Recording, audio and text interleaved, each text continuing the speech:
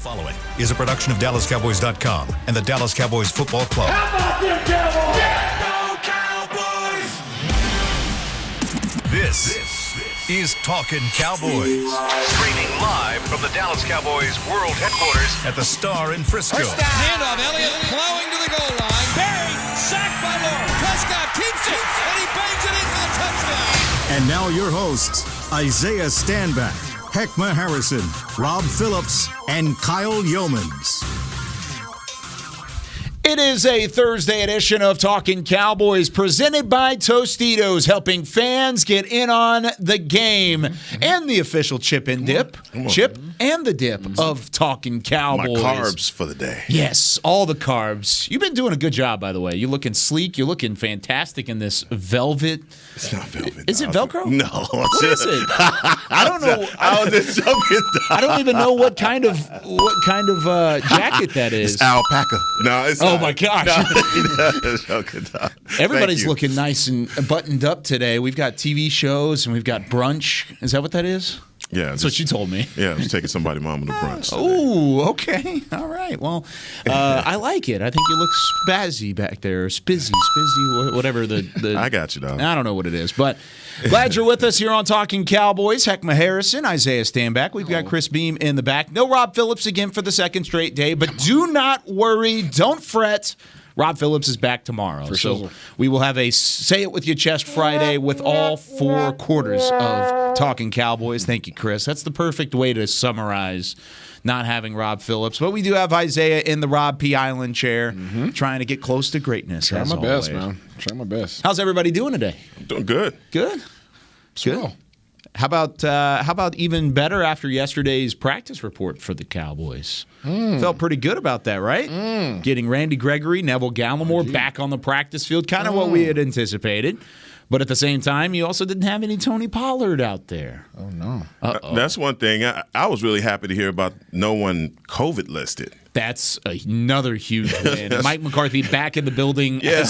He even joked around yesterday as of 12:01 a.m. today, which would have been a minute after midnight. And that's huge. So everybody's off the COVID list. Right. Everybody's good at the moment. Knock on wood. Where's that wood? We got to knock on it. But that's a huge key to having everyone back. Do you feel like that's an added boost to this team of having just regalvanizing the coaching staff and kind of getting back to your roles? Health in general, but it's amazing how you go through a season having to check who's on the injury report and the COVID report. That's the biggest thing. I mean, we didn't have our head coach last game, and just to hear that he's back in the building, I think in Philbin and other assistants, although we have more coaches on the staff than any other team, obviously just having guys back healthy is going to be a boost for this team, I believe. How much is that a boost for guys, not even just the players and looking around and seeing their coaches back, which is obviously going to be a confidence level that's higher than it was without those guys, but really for the coaches that had to do 2, 3, 4 jobs at a time.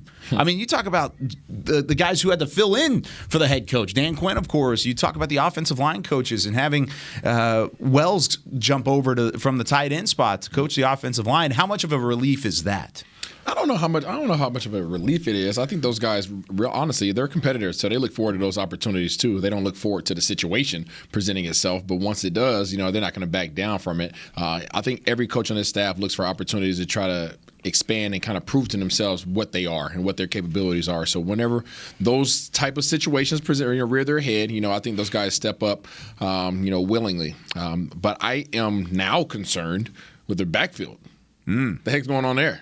You talk about running back? Yeah. Yeah. What's going on? TP doesn't go to practice, and doesn't practice. He's over there with Britt and those guys, and then we sign somebody else. So we have Clement already.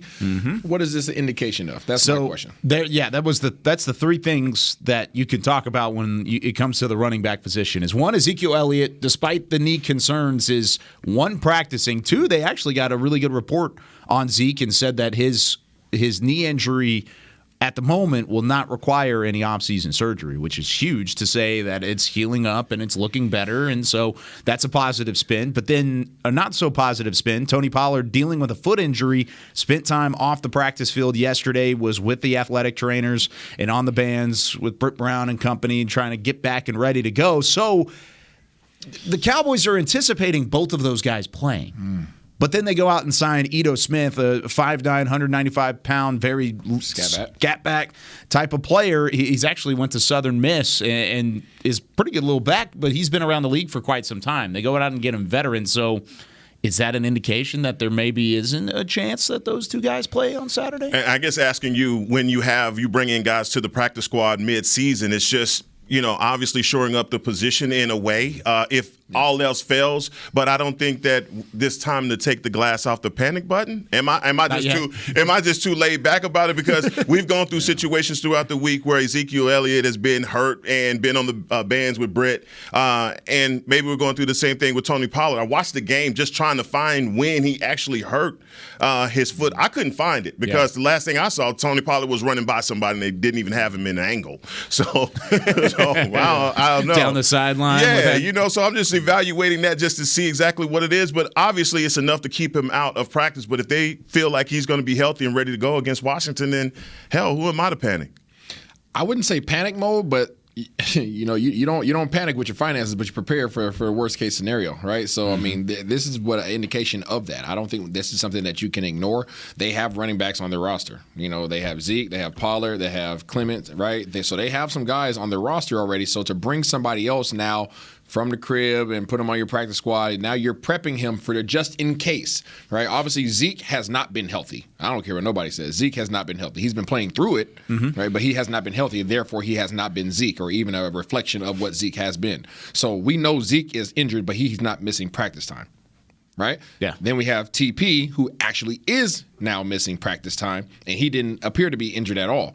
Being that it's a foot injury, we don't know the complexity of the injury, but being that it's a foot, trust me, I've blown my foot out before. I know about those. It takes one bad cut for whatever he may be dealing with, and it's now inflamed because it's a foot, right? So you got Zeke, who's not healthy, but playing through it. He said he already has a quote on there saying you have to drag me off the field. Well, we hope we don't get to that point. And then you have his guy that as his change of pace back, who is his fill-in, TP, who's now missing time and who has possibly an injury that requires one bad cut. Not even a non-contact potential injury can remove him off the field. And now you're possibly down to Clement and now Ito that you just brought onto the roster. So not panicking, but have your antennas up. You got your concerns. Yeah. And I think that's fair to say because, I mean, how thin do you look at this running back position now as opposed to what you had maybe going into training camp? You thought you had Rico Dowdle back behind Pollard and Zeke. You had Shewo Olanalua back there as well. Both of those guys had great training camps up until the point where they got injured. So now you have to go to the Corey Clement side, who's played a decent amount of time on special teams, and he's been a nice little fill-in. Without those two guys, though, you feel severely limited in your run game. I think going back to the interview from 105.3, the fan, and Jerry Jones was speaking and talking about Zeke being the glue of this team. I really would, and I was excited about that, Kyle, because we do interviews with coaches, college coaches, football coaches, high school coaches. And one of my main questions is, who's your glue guy? Who's your guy? Who's your guy? Who's the glue guy? And I ask that question because I feel like when you have a glue guy that's a uniter, that is the guy that everybody looks to for leadership, and he's the one that's putting it on the line. And there's been so much being talked about Zeke and this injury, but at the same, him being injured, but playing through that, I think that catapults your whole team, that everybody's nicked. And you talked about it during this time of the season, everybody's a little hurt, right? But guys are playing through things because our main guy, the guy that leads us, is playing through it. And I'll take a one out of page out of the great Nate Newton, and Nate said, if a mule could stand, he'll work, right? He's like a mule, and he was talking about Emmitt Smith in the game versus New York Giants to seal home field advantage, where he completely subluxed his shoulder was out of place, right? And so he's a hero around here because of the way that he played in that game. For some reason, Zeke and his toughness is viewed and looked at completely differently. But he's playing through it. It's not a tear. It's not something he's going to have surgery on at the end of the year. So obviously, the 10-day rest that they got, I think that he's going to be a lot better. But I also feel as though this should be his time of the year. We want him, obviously, to be healthier. I don't want him to play, obviously, if he's injured. But these are the things that get guys the glory that they want. If you're not contributing, then that's a whole nother thing. But just to say, hey, man, you need to sit and go away, and I'm not saying that anybody here is saying that. Yeah. I'm just saying particularly Zeke and his toughness and him saying that, hey, you're going to have to drag me off. Oh, yeah. That sends a message to everybody that, look, man, I'm in it. And I don't think anybody is questioning his toughness. I don't think that anybody's questioning his toughness nor his ability to produce when healthy. But the reality is he's not healthy, and he's not productive in the running game right now because of this knee injury. Whatever he has sustained, it's affecting his ability to run efficiently. I don't think there's any question marks around that. But can I ask you this? Yep. With the offensive line, and we've seen the musical chairs that we played up front in the offensive line, do you think that, and even coming from last year and the way that teams have been pretty much daring Dak to throw the ball into these 7-8 man boxes, do you think any of those things have anything to do with his production? I would say yes. I mean, obviously, the offensive line always plays a part in any running back's production, unless you're Barry Sanders. but here's what we saw last week. We can just go to what we saw last week. The holes that were there, even the times that he got through the holes, that was a fraction of what Zeke is. He was limping. He was gimpy. He was slow. He had no acceleration. And he could be a dog. He is all those things. He's a dog. He's a physical specimen. He has mental, fortitude. He's going to grind it out. He's going to be your leader. He's all those things.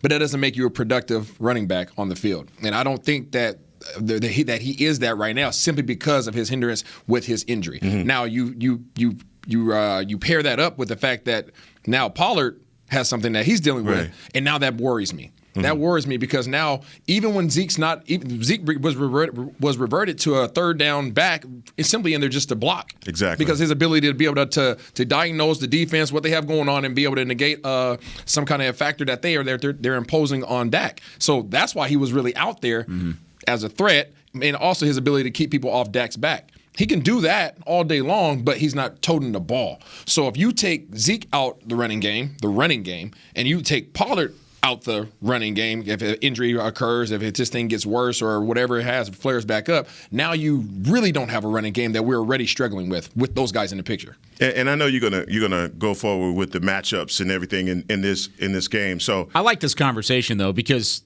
I think it is a concern, because at some point in the last couple of weeks when Zeke hasn't looked like Zeke, you at least had the fallback of saying, Tony Pollard's here.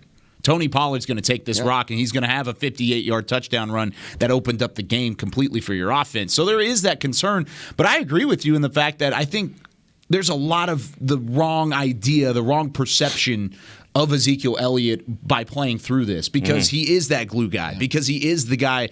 And going back to the conversations that you and I have with these college and high school coaches, for the most part, it's either an offensive lineman, it's a quarterback. It's never the tailback. It is almost never the halfback. There are a couple exceptions, of course, but Zeke is that guy, and he's been that glue guy for a couple of years now, and I think Mike McCarthy knows that. I think Amari Cooper's another one of those guys that this year, early in the year, we heard him talk about saying, in order to be the best, and I want to be the best, I have to be on the field. Right. I have to be healthy. I have to play through whatever's nicking at me. I think Zeke probably picked up a little bit of that too. He knows that, hey, I can help this team when I'm on the field, and especially now with Tony Pollard out, he's going to have to help the team out. And hopefully this 10 days does do that. And I think it also, for Cowboy Nation, a lot of people are looking at what's going on with the running game, but then you look at where the running game ranks in the NFL, and I believe it's still top 10. It's still a top 10 running game. And so it's hard to panic when you look at the numbers and you see it. But then if I told you that running in general in the league was down without actually looking at a stat, I'm sure you would believe me because of the way that teams are throwing the ball. And the league has changed, right? So again, you guys know I'm not a big stat guy or by any means, but this team, I don't care how many receivers we get, I don't care what we have at the quarterback position, this team revolves around the ground game. And most offenses do. There's very few that can light you up with the air raid offense, okay? So Dallas's inability to run the ball has affected their ability to win ball games. That is a fact. That's a fact. Over the last 5 games or so. Yeah. I mean, which they lost 3 of 4 at one point in time, right? Yep. So that is a fact. This team needs to be able to run the ball. Now, can Dak throw the ball 50 times? We've seen it happen. Yes, he can throw the ball 50 times. Does he have the receivers out there? Absolutely. Is that an effective way to win ball games with this team? No. So at the end of the day, regardless of what we can do around these issues that we're having sustaining, you have to create a ground game. And if you don't have a ground game and your opponents do, you're going to be in trouble. You're limited. I mean, it goes back to the 6-game win streak. When everything was going right, what was the thing that was leading the way? The running game. The ground game. But let me ask you this. Obviously, and I've already asked this question and pointed to the injuries and everything that we had, but also you're going up against professionals here, and defensive coordinators are not going to allow you to get away with things what you want to do. Yeah, once we see that, okay, you bring in Conor McGovern as a fullback, okay, we know where you're going with this. And so teams have adjusted. Regardless of Vic Fangio's claim that he came up with the recipe of the blueprint to beat you, you've seen teams make the adjustment. I think that adjustment started versus the Patriots. The Patriots were one of the first teams to say, we are going to crowd the line of scrimmage, we're going to body you on the outside, and we're going to dare Dak to find it. And hell, walk-off home run, in overtime is what he's shown. Since the injury, since then, since the musical chairs at the offensive line position, you've seen our offense not be able to generate that kind of rushing. And it's because teams are just, again, crowding the line of scrimmage, and we don't have that take a drink continuity at the offensive line that's been plaguing us. I think we get back to that. I think you have to, because you just pointed out, if you go up against a team that has a running game and you don't, what can they do? They can sustain drives, they can milk the clock, and if you have a 3 and out, you're just putting your defense out there to dry. Yeah, it's a bad situation, and I'm going to double down on the fact that, I think Jerry Jones gave Dak a scapegoat. I'll be honest with you. I'm going to call a spade a spade. I think he gave him a scapegoat the other day when he said that it was the receivers that were running their route shorts and all that jazz. Come on. Didn't like it. Didn't like the comment. Didn't like it at all. Didn't like it at all. I did not like that at all. You feel like he threw the receivers under the bus? I feel like he threw the receivers under the bus, and he gave Dak an exit. And this is a former quarterback and wide receiver. The reality is since Dak's injury to his calf, his mechanics have been off. There are pockets that Dak is not stepping up into. There are a lot of balls that he's throwing off his back leg. His form is bad. His delivery is bad. His accuracy is not there. So all these things, you pair that up with, and that's something that he can correct. Right? He can correct that out. Yeah, that's all fixable. That's all fixable out here in the practice field, but he has to show it. Right? He has to show it. He has to take it from the practice field or from his mind and make it physical into the actual game. You pair those bad mechanics up, they reflect those bad mechanics reflect in a 2 out of 13 on third down. Yeah. All right. And then you pair that up with the inability to have a ground game and injured running backs. It's a bad combination. That's all I'm saying. Yeah. That's all I'm saying. You're not saying Dak Prescott has been playing poorly. You're saying his mechanics are off. Are putting just a little bit off. He has to shore them up. Because there are times when Dak Prescott, especially in that Saints game, were making just the perfect he threw some throw. dimes now. Absolutely. Just dots to his receivers. But there were other times, like you said, that missed wide open guys and missed first down opportunities and multiple things of the sort. And actually, we're looking at, there's a monitor in here with NFL Network, and it's got Jerry Jones says Cowboys wide receivers need to run better routes. So how about that for timing? But what about, and even this week, you heard CeeDee Lamb in an interview talk about that fourth down play where he was supposed to be a little bit more shallow or more to the outside where the ball would land to him, and they would have had success. But he threw himself on the sword and said, I misheard what was going on. And then in the same breath, for those 5-game stretches that you're talking about, we're playing without key guys at positions, whether it be the concussion or whether it be COVID for Amari Cooper, and guys taking reps that they wouldn't necessarily be taking. Okay. I think Cedric Wilson, all of these guys, Noah Brown, would also, with the amount of reps that they got, they're not used to that. Again, no excuses for that, all right, because you get enough practice and you get enough reps to be able to shore those things up. But just going back to what you said about Dak came into the league as a 4th-round draft pick, and everybody, when I watched him in Mississippi State, I thought he was just dynamic as a runner, and he still could throw the ball, but the mechanics were never there. Those were things that he had to acquire over his career. And sometimes, especially when you're hurting, and again, this sounds like an excuse for me, for Dak, that when you're dealing with an injury, sometimes your mechanics, they suffer, with the calf injury or whatever it is. I think he's played cleanly enough throughout his career that at least I believe that he can still make all the throws. And if he can actually get back to being mechanically sound like you're talking about, then we're talking about the number, and we're obviously talking about the quarterback that has the number one offense in the league. It's still the number one. I will not dispute the ifs and the what ifs, right? Right on. But you and I both know if was a fifth, We'd be drunk in here. Exactly. So he has to do it. He has to do it, and he's fully capable of doing it. Right on. But he has to get back to doing it. If we want to have any opportunity of talking about playoffs and NFC East championship and all that stuff, you have to be more effective at that position. Gotcha. We have to be able to run the ball effectively with healthy backs, right? And you got to improve upon your third down. Both of those things have a part in that number because you're not going to go any further than hopefully even the first round if that continues. I love the amount of like coaching cliches that are used on this show, and that shows that we've been around coaches for a long time. Yesterday it was hope is not a strategy. Today is if we're a fifth. And that's some hood stuff right there. That's just straight up. Oh, goodness. All right, let's take our first break. When we come back, who could this offense be exposed by from the Washington football team? We continue previewing Cowboys offense versus Washington defense when we return with more Talkin' Cowboys. There's nothing as unique as our eyes, which is why Essilor pioneers ways to make lenses as unique as you. Verilux for super sharp vision, Essential Blue for protection, and Crizal for freedom from glare. 3 cutting-edge solutions in a single unique lens. So whatever your needs, insist on Essilor. Visit your local Essilor experts and find the perfect lens for you. See more, do more, Essilor.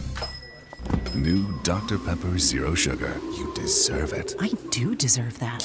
You deserve decadent flavor without sugar, and a day at the beach without sand getting everywhere, and a relaxing bath that your children don't interrupt. I deserve all that? It's really just a visual metaphor for Dr. Pepper Zero Sugar. Everything you want, nothing you don't. A visual metaphor on the radio. I do deserve that. Dr. Pepper Zero Sugar. The zero you deserve is finally here. At AT&T, everyone, new and existing customers, get our best deals on every smartphone. Why? Because you deserve it. For turning your living room into your office and your gym. For teaching Grandma how to video call and teaching her again. It's the button on your left, Nana. Okay, your other left. It's not complicated. Everyone deserves something new. So AT&T is giving everyone, new and existing customers, our best deals with every unlimited plan on every smartphone, even the latest ones. AT&T may temporarily slow data speeds if the network is busy. Restrictions and exceptions may apply. Hi, I'm Clint Tillison with... And I'm Jay Novacek, and we're both with... United Ag and Turf, the official tractor provider of the Dallas Cowboys. So, if you need a tractor to bale some hay, a mower to cut some grass, or a gator to get some chores done... Get a John Deere at United Ag and Turf. And then, let's get to work. Hey, Jay, that's my line. Well, not today. Get to work with a John Deere tractor package that's just right for you and your budget. Visit UnitedAgAndTurf.com. Back to Talkin' Cowboys. It's a great people, great pay replay here on Talkin' Cowboys. You've heard it already. The Jason Witten has joined the Caliber Collision team. You can join him to do great work with great people for great pay and apply right now at jobs@caliber.com. That is jobs@caliber.com. Oh, you're not far off from freaking Rob. Yeah, I know. Bro, what you got, the library cards in there? I've hidden in the back. I've still got my student ID. You still got your Dare card I've got my go-kart VIP member. No, don't make. Look, here's the thing. Let's not make. Bro, does that have a flip? It's actually like a go-kart VIP. Did it have member. like a flip-up portion? Yeah, it does. It's got my ID on it. It's like a whole nother. Got my ID picture. Jesus. Don't show the camera. Wow. That wouldn't be good. Yeah. That's a 3-ring. Yeah, it's got like 3 different things to it. I've got a lot of punch cards. That's a 3-ring binder. I eat a lot of tacos. That's the thing, man. You're a Boy Scout. You're prepared. Like you have a Band-Aid in there somewhere. There's a light, a way to make a campfire in there. Not in there, but in the truck I do. I know you do. Yeah. We have these things called cell phones. This is the new digital age. It's kind of crazy. You can put a lot of that stuff. Yeah, I don't know. Right on there. You don't trust it. You don't trust it? No. He old school. I don't trust it. He on his way. How many things are laminated in there right now? Laminated? How many laminated cards do you have? I don't think I have any. Hey. Maybe one. Christmas list? No, I don't have any laminated things. Why? I've also got like one of those little tile things because I lose my wallet all the time. Yeah. Yeah. So you know. Wow, just lose It's the ongoing joke leaving stadiums that I'm. Oh, yeah. Easy. Yeah. Well, me and Hek'ma will walk out of a stadium. Hek'ma will be like, you got your wallet? You got your keys? Got your phone? Got it all? That's what it is. That's how it goes. All right. Glad you're with us here on Talkin Cowboys, presented by Tostitos. And we were just talking about the Cowboys offense and the Washington defense, if you're just joining us. And I wanted to ask you this question about the Washington football team. This is a defense that's been playing really well over the last 4 weeks. You talk about a complete turnaround. In 5 of their first 6 games of the year, they had allowed at least 29 points. At least. For the most part, it was up over 30. Yeah. 5 of their first 6. They were horrible. They were not good at all. And then they turn around, and even without some of their key pieces, like a Chase Young, especially off the edge, a top pick in the draft a couple years ago, an Ohio State Buckeye edge rusher that is one of the young stars in the league, he's out for the season with a torn ACL. So with that being said, they shouldn't be as good, right? Wrong. They've been really good the last 4 weeks and have really turned it around since the bye week. Huge credit to Ron Rivera and company to getting to that point. But, Isaiah, when you look at this defense and you see some of the ways that they could expose the Cowboys' offense, which one's the number one way that they could do that? Just their defensive front. I mean, they're missing some guys. They're definitely missing some guys, but they're still pretty stout up front. No Montez Sweat because he's on the COVID list. No Montez. Yep. They who else are they missing up there? Yeah, I don't know. That's really about it, honestly. Yeah, that's really about it. They've got everybody else. They still got Big John Allen in there. They got Holcomb at linebacker does a great job for them. They're pretty strong. They're strong at the point of contact, and these guys are, I think they're 3rd in the league right now in terms of yards rushing allowed, 91 yards, something like that. Yes. So these guys are not allowing you to run the ball, which doesn't necessarily bode well for us the right whole now. Conversation we just had. Yeah, the whole conversation we just had. But at that same token, these guys are 30th in the league in terms of yards allowed in the air. So it's something that we can definitely exploit in that regard. But running the ball, as we just talked about, it's essential to the success of the Dallas Cowboys. Can they win without it? Yes. That's not the way in which you want to approach this game. Well, Daron Payne has been a pain for us, and he's been over the top of Connor Williams for a lot of these matchups that we had last year specifically. I think now that we've gone with Connor McGovern, I'm excited to see how this matchup goes. And last year when we played them, and just I have to talk about this, a lot of people talk about the when Dalton Schultz was pounded on the carpet, and no one said anything about, or our team didn't retaliate. Didn't respond at all. Andy Dalton as well, both of them in that game. That's who I was trying to. Andy Dalton was. I said Dalton Schultz.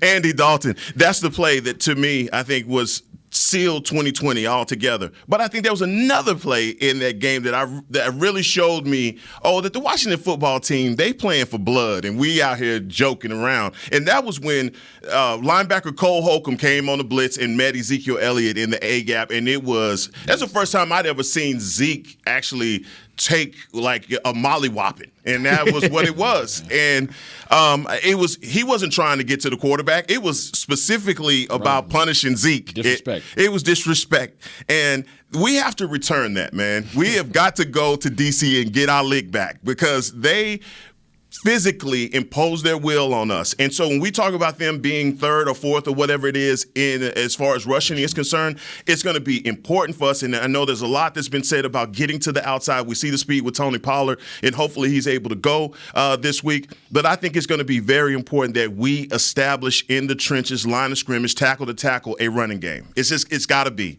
against this front, instead of trying to run to the outside, because they are tops in next-gen stats at runs that go to the outside. Yep. So concentrating on the inside is going to be important. And also, I just feel like Michael Gallup can be very impactful in this game, because with their cornerbacks being spread all over with CD and also with Amari Cooper, he's going to have some one-on-one looks. That stat that you just mentioned about going outside and running outside the hash marks, negative 70 yards on expected, against expected, and that's 3rd best in the league, I think, for the Washington football team defense. So they want to let you do what we've been talking about wanting to do. Right. We've been wanting to get to the outside and not have to challenge a box straight up that has 7-8 men in it.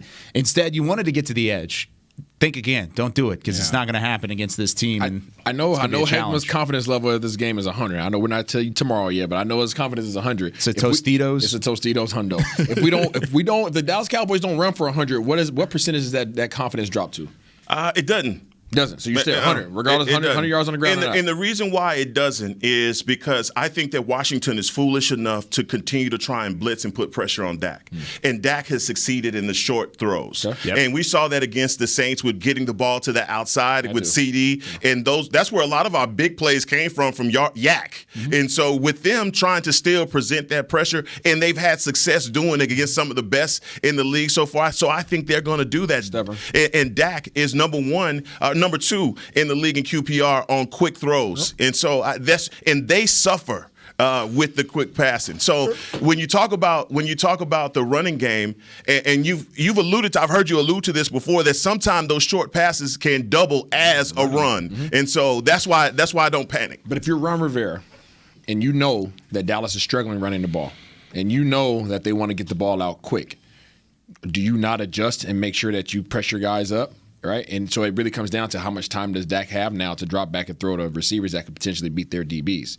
So do you eliminate that? If you're Ron Rivera, do you eliminate that aspect of the game? And just like we just talked about, Dak. That's the chess match that's going to happen between Kellen Moore and Ron Rivera, and I look forward to it because that's the same thing that's the way the teams have been playing us over the last couple of weeks, and that's why you're talking about Dak making those throws in those small window spaces, and we saw him make a throw like that everybody's been talking about for the last week, the throw that he made to CD on the hash mark with Lattimore on him. So those are throws he's going to have to continue to make. He's going to have to continue to do those things. He's going to have to continue to throw guys open. And so, I personally see guys like James Smith-Williams on the edge being a threat for us. I also, they have a guy, Tuhill, Jonathan Allen. These are big people, but at some point, our offensive line, as you talk about our running game and going into playoffs, how we're going to have any success is trying to establish the line of scrimmage. This is particularly important for a squad that you're going to see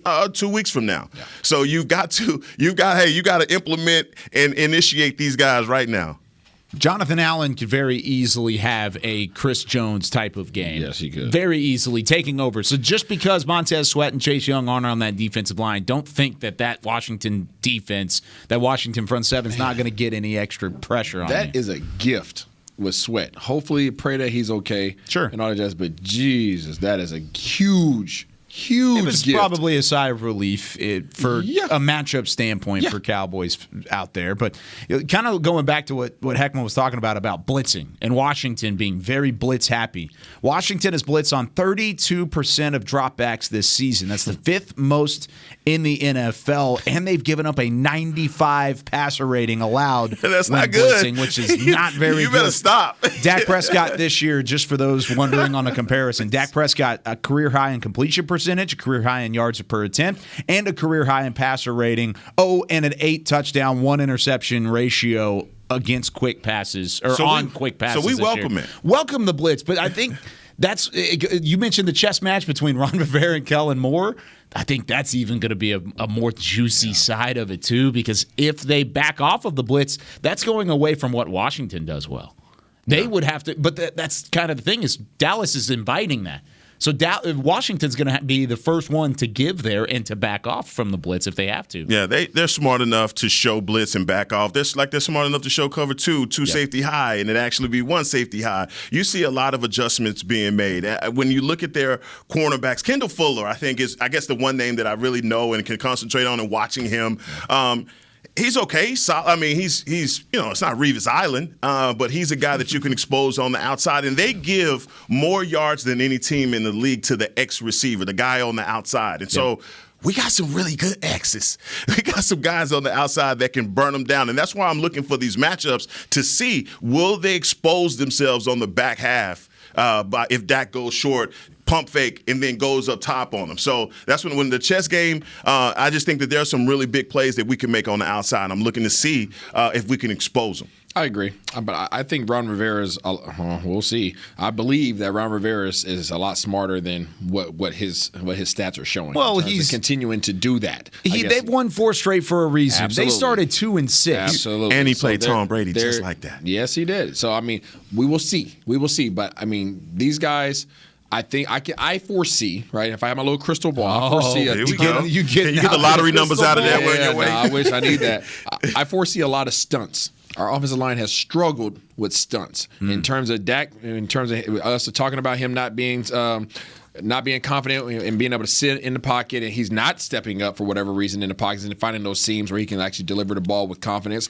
I foresee a lot of stunts because it's creating a dynamic where it really is like a break in the link. Where these offensive linemen are no longer able to work as one unit. And these guys are now creating these gaps by running these stunts, and I can foresee them blitzing, but blitzing one guy. I don't see them doing 6, 7, 8-man blitzes. I foresee them doing 5-man, right? 4-man rushing, 1 linebacker, and really dropping everybody else out, right? And trying to get hands on guys at the line of scrimmage to not allow them to get down the field. If I'm Ron Rivera, that's what I'm doing against Dallas, because I said the offensive line, they're not all the way tied in and tapped in yet, right? So we're seeing issues that they're having with stunts. So let's go ahead and stun them up, right? I'm gonna send 1 extra linebacker because I do want to make sure we get some pressure on them, but I don't want to expose myself too much, right? So I want to heat them up just a little bit, but I don't want to put my hand on the eye, you know. Yeah. So if I'm Ron Rivera, that's the approach that I'm taking.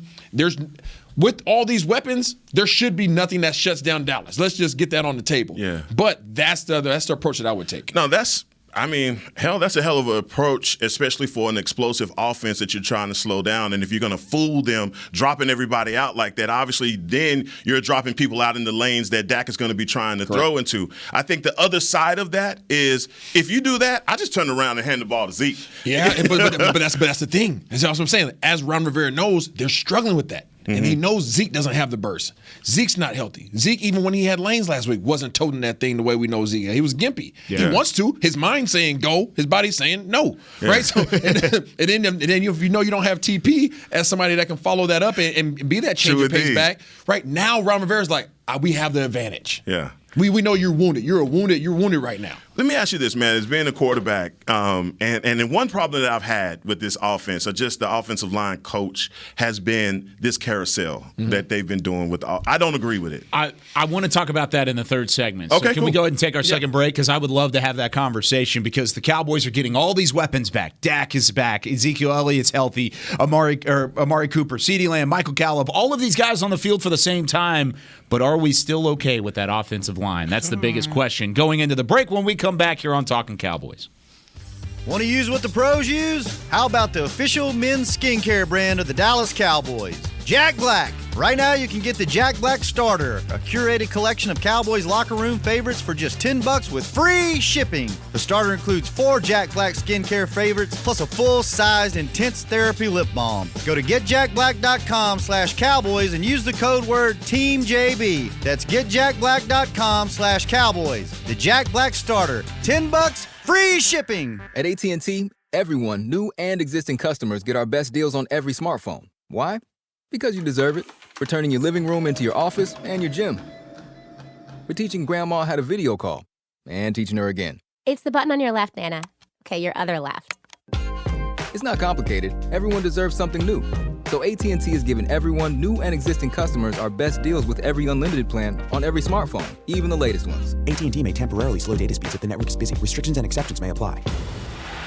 The Cowboys way, where 16 Hall of Famers and 5 championships shows us what success looks like. Where turkey is always the second best part of Thanksgiving Day. Where we are all defined by one single thing, the star. Where we as fans know it's our job to keep the tradition going.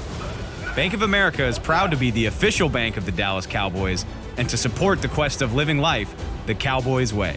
Copyright 2020, Bank of America Corporation. Before there was a draft, you could size up a cowboy by 3 simple factors: the crease in his hat, the bend of his brim, and his unbending attitude. A man's Stetson didn't just protect him from what life threw at him, it projected a rugged, unstoppable spirit.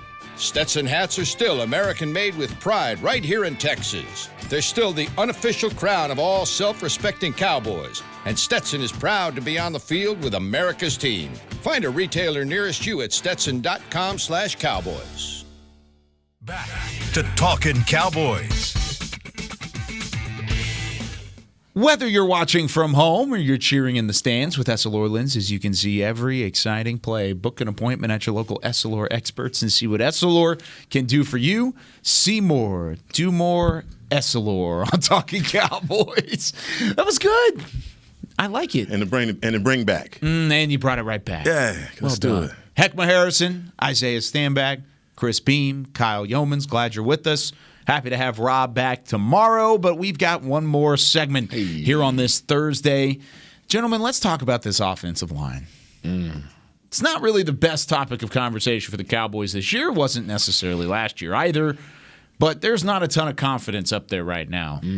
So, Hek'ma, you were asking a question. I want you to go through your question that you were asking a moment ago prior to the break, but ultimately I'm looking at this as, why is it a revolving door? Were you kind of right there with it? No, I am. And that's my biggest question is asking the quarterback in the room, if you had a situation where you're having to change out your offensive lineman, for you, when you're taking the snap and you're getting a snapshot of where everybody is, it's a trust thing for quarterbacks. Yeah. And if you were having a different guy at the position, like your right tackle is ever changing, you're already dealing with your left tackle situation and your guard, would that change your mind state from a quarterback position on how you go through your reads, knowing that, hey, the guy that I trusted that was here at first, or the guy that I trusted over here, he's not there anymore? Would that change your mind state as a quarterback?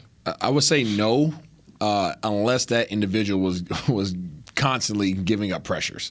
Now, if that individual, if I have to keep my, if I have to take my eyes from being downfield to now, so I'm looking at the corner of my eye because I need to know that this dude may or may not be giving us some pressure, that would change my ability to read the coverage, to be able to step up and diagnose where I need to be able to diagnose and deliver the rock accurately. But overall, I've had that happen before, and no, because you have so many other things to be worried about. You're thinking about communicating to the offensive line. At that point, I think you have to turn up your communication to ensure that everybody's on the same page. Hey, so-and-so 55 is the mic. Hey, we're going here. We're going Liz, we're going rip, whatever it may be, making sure that those guys understand where they're going so that you know that you've at least given them the proper directions, and that you can go about your business. Now, if they fail to do what they need to do, you slap them on the butt, give them a little love, and that's for Coach Philbin to take care of, which we didn't have last week. Right. No, and the only reason I ask that is that I can only equate or think from a defensive standpoint of just knowing where everybody's going to be on the field, and if a guy is in there that I'm not familiar with, I haven't played with, that kind of throws my train of thought off, because if I'm going on a blitz or through the A gap and we're stunting together, I know the rhythm in which we do that, and that may change for a quarterback. I couldn't even imagine playing quarterback because, hell, first of all, you got people coming at you, and then you got to look up the field at the same time. But so that's why I asked that question. I think it's changed our offense tremendously by having this revolving door at the offensive line position, and that's one of the things that I hope. I know we were mad at Lael for the beginning of the season. Right? I understand, right? Slap on the wrist, and maybe it's a punishment. I don't know what it is, but at some point we have to agree that Lael is the best option at right tackle. I'm hoping that we all see that. In the past, based off of what he's done, for sure. But let's play a little game right here. Okay. I've got a game for you guys. I need some game show music. So this is Guess the Pressure Rate. Oh, yes, Chris Beam. All right. Guess the pressure rate. What do you think in terms of in between, let's say, 0 and 5% pressure rate on La'el Collins right now this season? How much is he giving up pressures? Between 0 and 5%. 0 and 5%. Yeah, that's where the number is. So I'm trying to say, between 0 and 5, where do you think he's at? I give him 2.7. 2.7. Okay. I'm gonna go 3. A 3. Okay. What about Terrence Steele? 2.2. A 2.2. So you think he's better than La'el Collins in that case? Okay. Oh, man, I'm going to go higher because I already said that I think – well, then, wait a minute. I could be backing you up here. You could be, but then I think he's better at the don't count me down. I think Leo's better at run right now than maybe Steele is at pass. So that may be a problem. So God, I'm going to go 2. Okay. La'el Collins is giving up a 3.8 pressure rate at the moment. Damn. 3.8. Whereas Terrence Steele is at 3.5. Oh, come on. So he's been a little bit better this year. And that's on more snaps, too, because La'el's played 365 snaps this year, and La'el Collins has played 714. So consistency-wise, Terrence Steele is actually, from a statistical standpoint, and I'm not saying the numbers are everything. No. We know that on this show. They know that on the other side of the building. Yeah. Numbers are not everything, but the numbers there say that there's a potential. No, I'm gonna go Isaiah Stanback on this one, man. They ain't gonna throw the statistics out the window because you've got a sample size of Steele and what he's done, and it's a good problem. We feel good about the future of our tackle position because of Terrence Steele. I just think that La'el Collins missing him last year was big. We saw that, but I just believe he's so much stronger. And if you're going to establish the run, there are just things that he can do. He can be better in pass protection. That 3.8 is ugly. I didn't know that was what he was. Pretty ugly, yeah. That's ugly. But he's got to get better in that. If you're Zach Martin, when Steele's in there versus when Collins is in there, who do you feel more confident about? La'el Collins. Why? Because of the pass or because of this year?